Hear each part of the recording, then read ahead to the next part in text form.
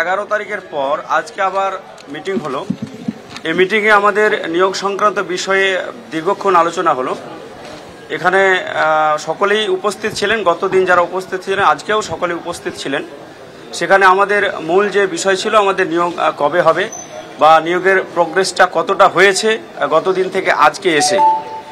তো যেটা আমরা আজকে জানতে পারলাম বা বুঝতে পারলাম, যাবতীয় আইনি ব্যবস্থাকে সম্মান জানিয়ে আমাদের নিয়োগের যে প্রসেস সেটা খুব দ্রুততার সঙ্গে শুরু হয়েছে।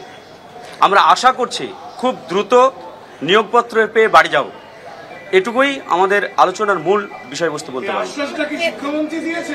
এটা টোটাল আলোচনার সাপেক্ষেই মাননীয় শিক্ষামন্ত্রী, মাননীয় শিক্ষা সচিব অর্থাৎ প্রিন্সিপাল সেক্রেটারি মহাশয়, মাননীয় চেয়ারম্যান সকলের পক্ষ থেকে একটাই বক্তব্য, যাবতীয় আইনি ব্যবস্থাকে সম্মান জানিয়ে খুব দ্রুততার সঙ্গে প্রসেস এগিয়ে চলেছে।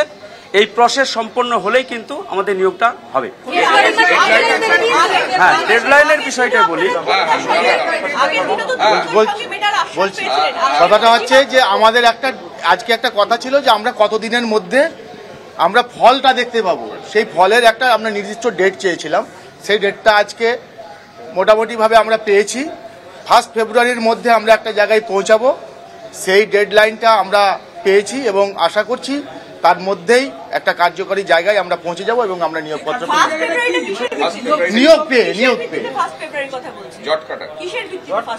যেভাবে কার্যক্রম এগিয়ে চলেছে সেই কার্যক্রমের সাপেক্ষে তারা মোটামুটি একটা ধারণা দিতে পারলেন যে এভাবে এগোতে পারলে এতদিনের ভেতরে একটা সমাধানের জায়গায় পৌঁছাবে।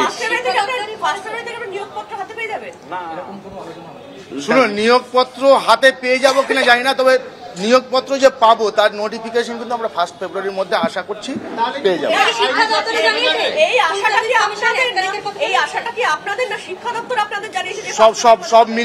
সব মিলিয়েই আমরা সেই ডেটটাই পেয়েছি। সেটা কিভাবে হবে শুনুন, আইনি জটিলতা কিভাবে কাটবে বা কিভাবে ওনারা করবেন সেটা সম্পূর্ণ ওনাদের নিজস্ব ব্যাপার। আইন বিশেষজ্ঞ ওনাদের আছে, আমাদের নেই। আমরা সাধারণ চাকরি প্রার্থী। আমরা একটা ডেডলাইন পেয়েছি, আমরা একটা নির্দিষ্ট দিন পেয়েছি। এর মধ্যে আমাদের যাবতীয় আশা করছি সমস্ত আইনি জটিলতাকে সম্মান জানিয়ে এবং মাননীয় মুখ্যমন্ত্রী সেরকমই একটা নির্দেশ এসছে বলেই আমরা এই ডেটটা পেয়েছি। না, আমরা ওখান থেকেই পেয়েছি এবং মাননীয় মুখ্যমন্ত্রীর কাছ থেকেই একটা নির্দেশ এসছে শিক্ষা দপ্তরে যে 1 মাসের মধ্যে আগামী জানুয়ারির মধ্যেই ব্যাপারটাকে একটা জায়গায় নিয়ে আসতে হবে। যে কোনো যত রকম আইনি ব্যাপার আছে সেগুলোকে কিভাবে ওনারা করবেন সেটা ওনাদের ব্যাপার, সেটা আমাদের নিশ্চয় জানার কথা নয়, সেটা ওনাদের নিজস্ব ব্যাপার। আমাদের একটাই জিনিস জানা যে আমরা নিয়োগপত্রটা কখন পাবো আমরা, এবং জটিলতাটা কাটবে কখন, ফাইনাল ডেটটা কখন কেটে যাওয়ার সেটা আমরা একটা মোটামুটি পেয়েছি, সেটা হচ্ছে 1 ফেব্রুয়ারি। আপনি একটা জিনিস বলুন, এই যে 1 ফেব্রুয়ারি কথা বলছেন, তাহলে এই আইনি জট কাটিয়ে নিয়োগপত্র পাওয়া এটা কি যারা বঞ্চিত তারা শুধু পাবে নাকি যারা ওয়েটিং লিস্টে সবাই?